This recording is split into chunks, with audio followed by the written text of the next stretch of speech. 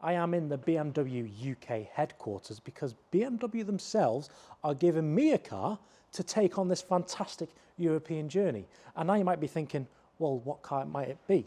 Well, it's not a BMW M3 Touring, which would be a good car to take, but I think the perfect tour car to take in this instance is this car right here.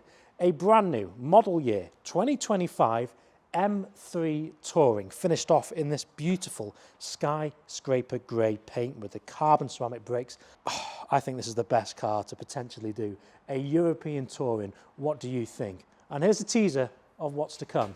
Firstly, before we get going, let me share the details about what sort of European trip we're going on and what destinations we're staying at.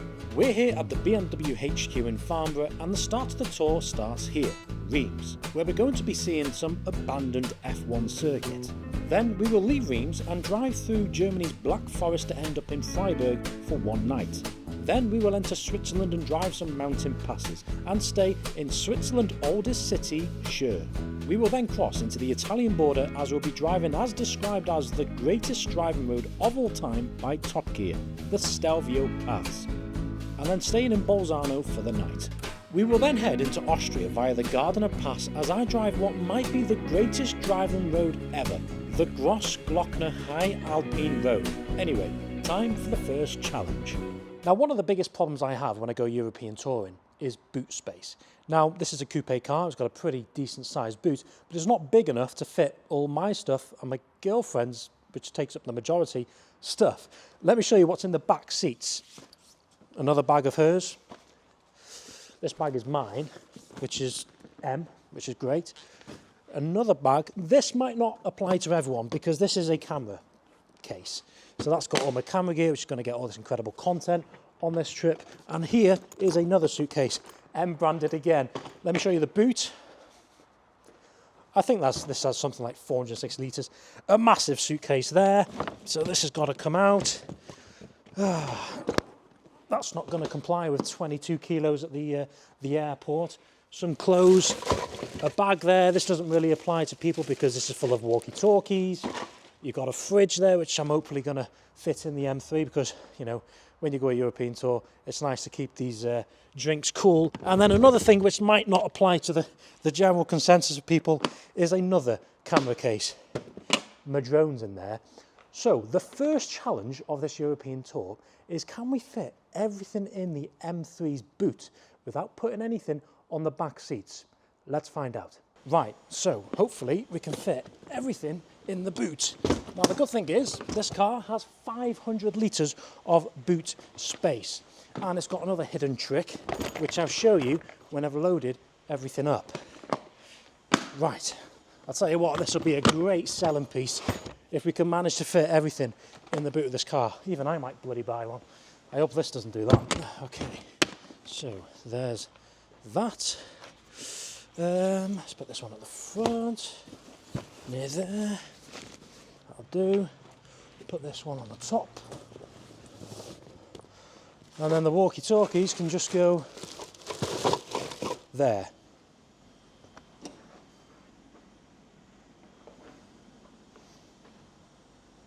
Oh, we're very, very close. Give me a minute.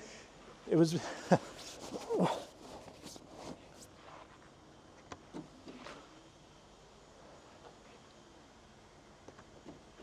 Second time lucky. Come on, come on, come on. Now that is impressive. And I'll show you what else is impressive. That is incredible. I love those things. Perfect film car. Imagine being the back of this boot and then with a camera at the back. That's why I owned an E91 320D Touring back in the day. So what I'm going to do now is find a nearby local hotel because our crossing is tomorrow. So I'll catch you in the morning at Eurotunnel.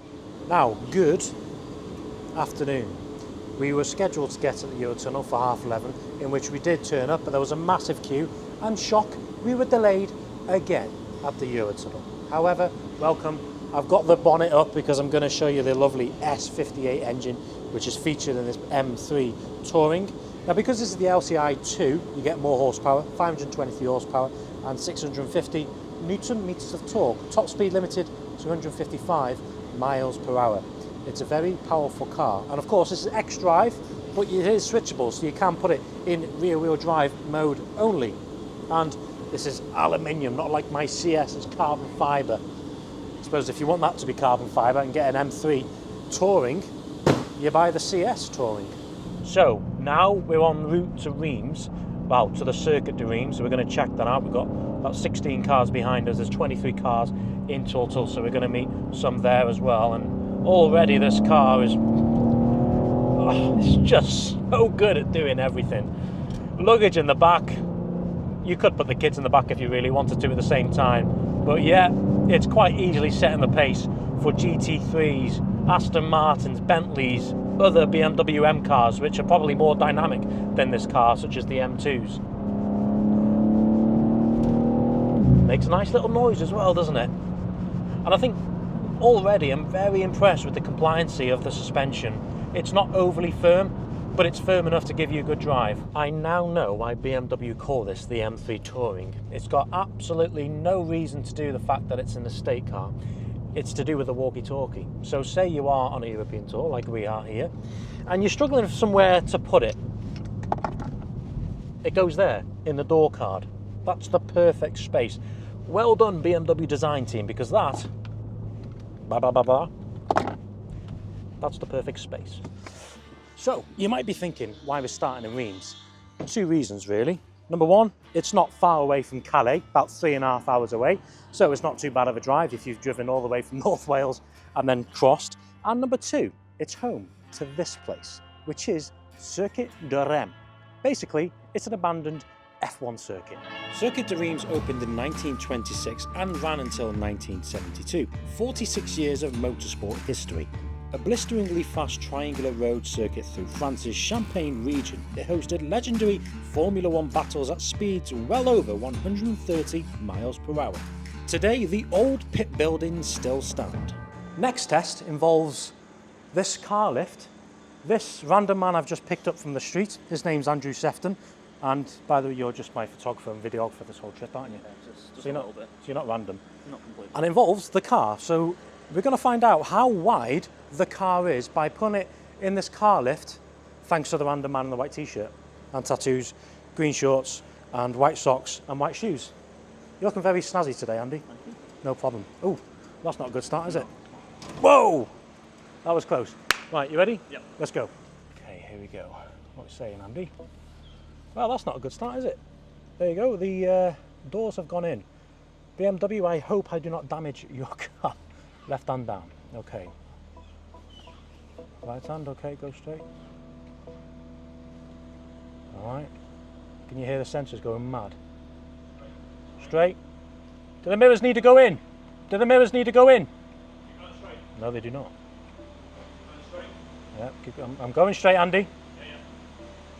Are we good? Okay. I'm coming. All good? Look at the 360 cameras, which is helping me out there. They're going absolutely berserk, but they've helped me out, which is good. So, thank you very much. The next challenge is getting this bloody thing out, but it should be easier than getting it in. This is so close. Yeah, all good. Let's pass the size test. What was that? Wow, now we're out. That's such a sketchy lift. Andy, what do you think? Easy. Easy? Yeah, super easy. Super easy. Yeah. It's quite a wide car though. It is. Much wider than your M2. Much wider, but easy. Easy. Right, it's past the size test then. I'll see you in the morning. Right, welcome to the second day. We're just in our starting point now. We're leaving from Reims all the way to Freiburg today, doing the Germany Black Forest. And you might think, what have I got in my right hand? Well, this gentleman's gone to the detail of producing me a miniature me. It's got Driven Plus there. So, the M3 Touring doesn't have 2 passengers now. It has a little kid. Perfect. We put him in the back there, as you can see, making full use of those rear seats there for me. Absolutely perfect. Let's get on the road. We set off into the French countryside, which gave us plenty of long sweeping roads and some that you could see for miles. Andrew decided to drive on the wrong side of the road, and it wasn't long until the clouds broke and I remembered something important. I've just also forgotten. I've just came on this motorway, and on my heads-up display, you can see it down here. If you zoom into that, you'll be able to see there's like a white sign with the black stripes. And that reminds me, I'm in Germany, I'm on a motorway, and there's no speed limit. So, let's pull out behind my friend. Oh, he's letting me go, okay. And let's see what we can get. Now it feels at home. This is an absolute beast. And the good thing is about this car, because it's been spec'd with carbon ceramic brakes, absolutely no problems at all in braking. Oh, the brakes are so good. Look straight ahead, here we go. Listen to that. There's 130. And brake, not an issue.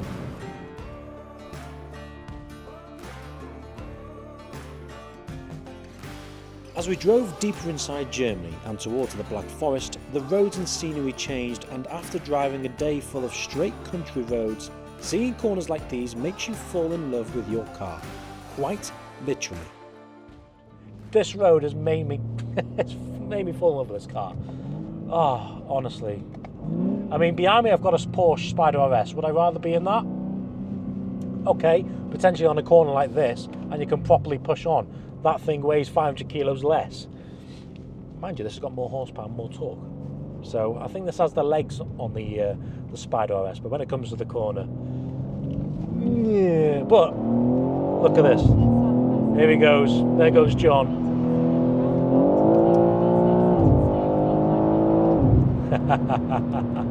Beautiful car. See what I mean by long swooping bends? I'm not making any attempt to keep up with John now. I'm just appreciating the nice road. Oh, you can't beat the Black Forest. A brilliant, brilliant driving road. And it's very popular with bikers too. Anyway, I'll see you at the hotel tonight. What a day. This car has been absolutely amazing. I fell in love. I want one, but it's going to cost me £110,000 if I want one new. So it's too much. They're so expensive, but they're so worth it.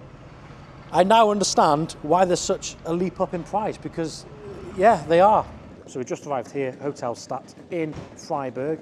We're going to go check in now, and we've got a local pizzeria booked for 8 o'clock. It's been a long day today, but it always is long when you've got to travel from Reims to kind of the Alps, Switzerland region. We're not far from Switzerland now. Yeah, this car's been fantastic. Tomorrow is a good day. Switzerland, Furka Pass, Julia Pass, a lot more passes too. So I'll see you tomorrow. Welcome to Switzerland. Over there somewhere is the Alps.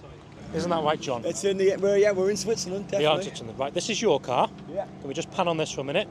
718 Spider RS, just reviewed it, fantastic car. Right, let me get your impressions. So coming from a Porsche, Lamborghini, TVR owner, Yeah. what's your thoughts? One word answer on the M3 Touring. Okay, after having followed it yesterday, Yes. agile. Agile. Okay, I'll take It that. really is. Yeah, Yeah. because it's a 2-ton thing.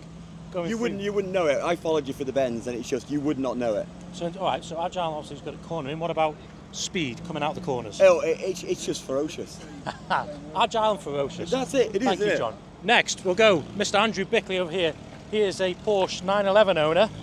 One word to describe the M3 Touring. After seeing it on this trip, a weapon. I like that. That's how I describe it as well. Yeah. Let's get to the mountains. Now, normally in Switzerland, you're greeted with lovely mountain passes, but as you can see, we are in congestion. I've got a V10 M5 right next to me. Hi, Rob. Wave to everyone. We're going to do a sound battle. I'm good, thank you. So if you just want to go slightly in front of us and rev it. He's already won.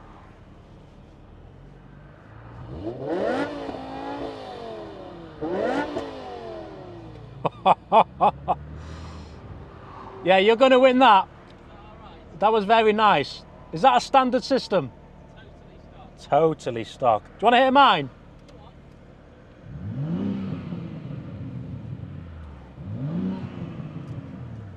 Nothing on a V10.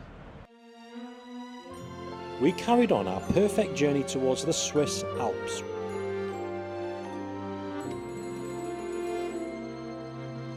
We turned off the motorway and everything became magical.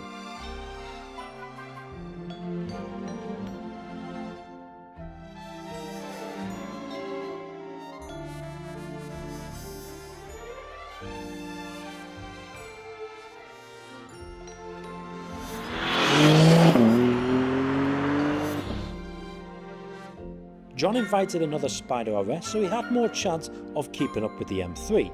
And then I realised the M3 Touring's biggest problem. I will say though, BMW, right, there would be one nicer way to soak all this up. If you supplied your M3 Tourings with sunroofs. This is the place to be, on top of Furka Pass. Hotel Belvedere is right there, as you can see right now. And it's iconic really, isn't it? It's a shame this place is closed. It's all boarded up. Imagine if this was open. I'd like to see this in the prime. Of course, Furka Pass is very famous for that 007 scene, Goldfinger, where James Bond, Sean Connery, brought the DB5 all the way up. As I made my way down from the Furka Pass, feeling like Sean Connery all those years ago, the scenery and the car was just so fitting.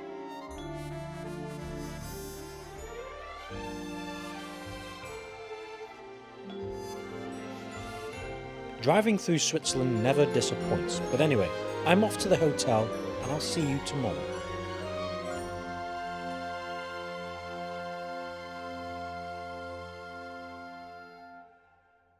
Welcome to day 4 of driving this M3 Touring around Europe's best roads.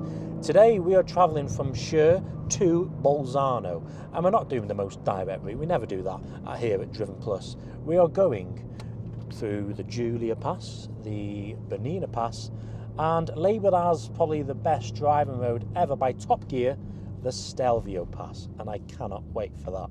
Now today is a little bit overcast, but if you just spin the camera forward, as you can see there's a lot of clouds and they just make it a bit moody, and it just makes it a bit better in my opinion. Now, if anyone's wanted to join us in the future on a European road trip, then I'll put a QR code on the screen right now. And if you scan that with your phone, it'll take you to our website and you can join us next year. Next year we're doing Route Deluxe, which involves a stay at the Fairmont Hotel in Monaco. That's sold out though, but there's one which hasn't because I've just released it, which is called Venetian Voyage. That includes France, Switzerland, Italy, and finish in Venice, and it also includes a 2-night stay in a adult-only hotel in Lake Como, right on the lake. So that'll be fantastic. Right, time to enjoy the beautiful passes Switzerland's going to offer us today, and I'm looking forward to crossing the Italian border. Today we will be driving 2 passes in Switzerland, which are the Julia Pass and the Bernina Pass, before crossing the Italian border to set our sights on the Stelvio Pass.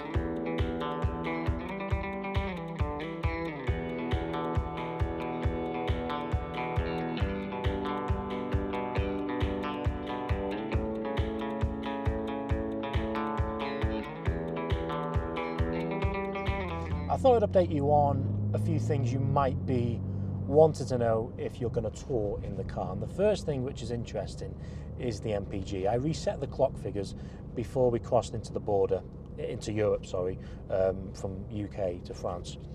Since then, we've averaged 16.6 to the gallon. And you might be, yes, that is heavy. Do not get me wrong, you know, it's heavy on juice, but it's a European trip. You're using it going up passes, you're like really enjoying the car, you're putting it through its paces, going up and down passes, so you know you're going on an incline, corners, you're stopping, accelerating. But just to put this car into perspective in terms of MPG, I spoke to Rob, who owned the M5, or who owns the M5 V10 Touring, and I said, as a matter of fact, Rob, what are you averaging in your M5? He said about 17, 18. So I thought that doesn't really make sense. Why is this averaging 16? So yeah, I suppose when you compare this to a V10, it's worse on fuel. But where this comes into its own is when you're sitting on a motorway, 70, 80 miles per hour, you've got the 8th gear, then you're looking at around high 20s, low 30s. And that's impressive when you're going from on the autobahn or motorway, country to country. So that bit's good. Another thing is, you might be wondering, have I experienced any sort of unreliability with this car? None at all. It's been bulletproof, bomb-proof. It hasn't missed a beat. Anything I've wanted to give at the car, it's just done it. No sweat at all. I'll see you at the Stelvio Pass. In 300 meters, I would have brought the M3 Touring all the way to Italia, one of my favorite countries in the world. The food, the people, the culture, everything about it. Look forward, you can see the Italian flags. Italia, there's the border force. Well, of what it is, because obviously we are in the EU. And probably one of the most scenic and beautiful border crossings I've ever driven. Oh, this is unreal. As soon as we crossed into the Italian border, we were on a direct route to the Stelvio Pass, and it didn't take us long to get there. The Stelvio Pass is one of the highest European passes, topping out at over 2,750 metres. It's also got a lot of hairpin bends, 75 to be exact, 48 on the northern side and 27 on the southern side.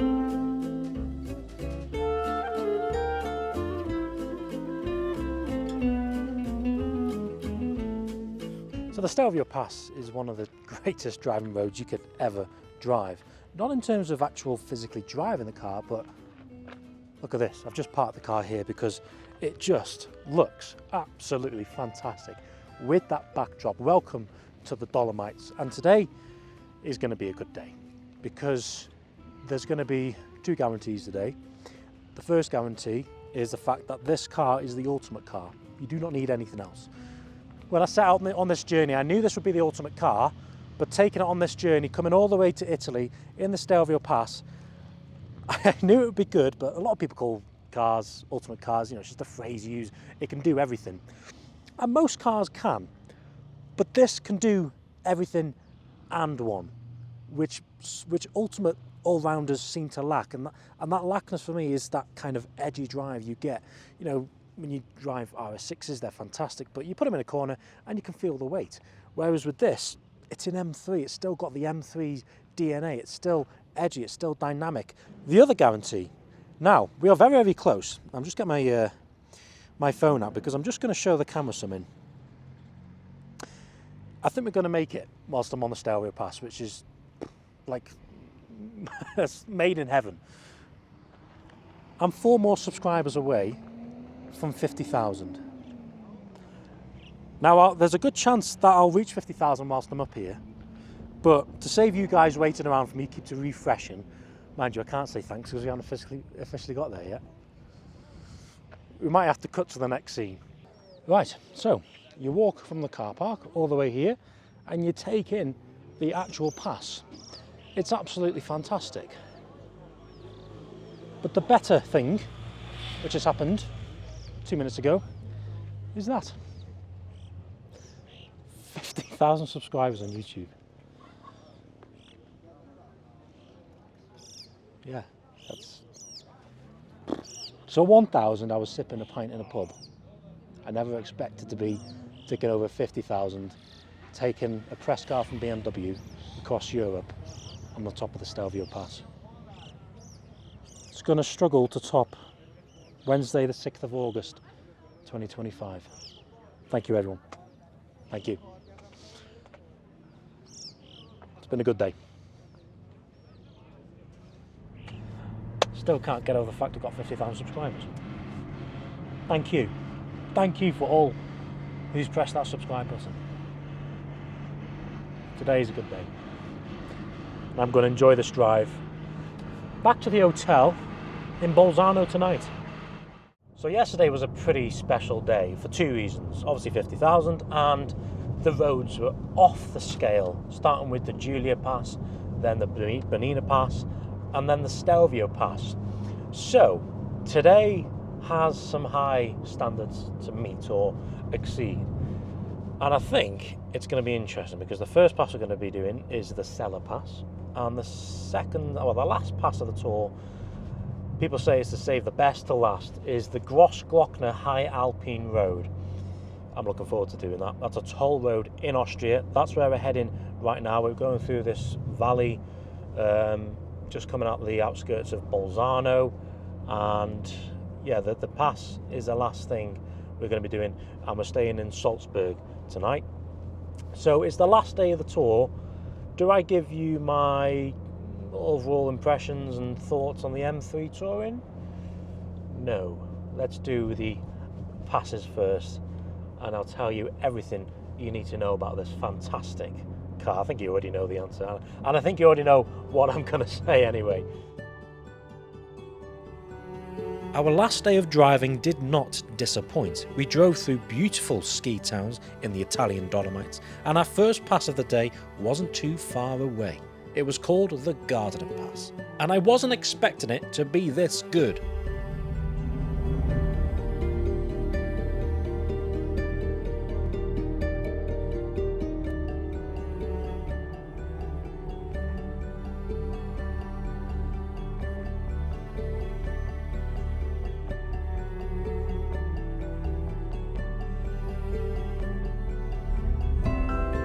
We finally crossed the border into our last country of the tour, Austria, and I was greeted with a hefty toll charge. Right, this is how much the Grossglockner is. Hello, how much is the toll? Yeah. How much? 45. Sorry? 45. 45 euros. Camerawoman, if you don't mind handing that to the... 45 euros. Bloody hell. Slowly, yeah? Yeah, don't worry, slowly, yeah. Is there any petrol stations on the top? Yeah, fuel. Okay. Alright, I don't know what she said, but it's only because I've got 68 miles of range left. I'm about to do probably one of the probably one of the best driving modes in Europe. She said slowly, yeah? But yeah, of course, yeah. Always do things slowly. And we arrived at our final mountain pass, the Grossglockner High Alpine Road. What a road! And now was the perfect time to round up what has been the perfect road trip. So, we come to the end of this magnificent road trip. We've done over 1,000 miles easily. I'm just going to say bye to the M5 Touring here, the E61, because we just got an incredible photo shoot with that. So, a few things. Before I embarked on this journey, I wanted this car to answer me a few things. Number one, whether, because I'm an F-Series M car owner, so the M car that came before this, I still own, M4 CS. Yes, that's a CS, this is a normal M3 competition, but there's a lot of differences, I'll tell you in a minute. And the other thing is it the ultimate car? The first answer to my second question, is it the ultimate car? The answer is yes, it is. Okay, it does everything without doubt and without fail. So the first question, is it any better than the car it replaced? Because when a manufacturer brings out a car, we instantly go to what other manufacturers are doing, such as when BMW bring out, how does it go against the Audi, Mercedes, simply because that's natural, it has always in the past. Whereas in actual fact, this car is here to be the car it replaced, the F80 M3. And when this car has been out a few years now, it's not new, it's 4 years old. Yes, I understand this has been updated twice, but this will set you back £110,000, which is a big jump from the older M3. So is there a big jump in terms of comfort, refinement, performance, power and all those sort of things? Massively. It's a incredible car, and it's way more capable than the car it replaced, so it's worth the step up, trust me. The only bit I'm concerned about, and I'll say not concerned, the only bit I'm interested to know is how the hell BMW are going to replace this car, because it's perfect. That's what it is. Like the View, it's perfect. And I must say a massive thanks to BMW for giving me this extraordinary opportunity to do this road trip. Having this car has been incredible. And if you guys enjoyed this video, please leave a like, subscribe to our channel, and keep an eye out for our next epic road trip. Thank you for watching, and I'll see you soon.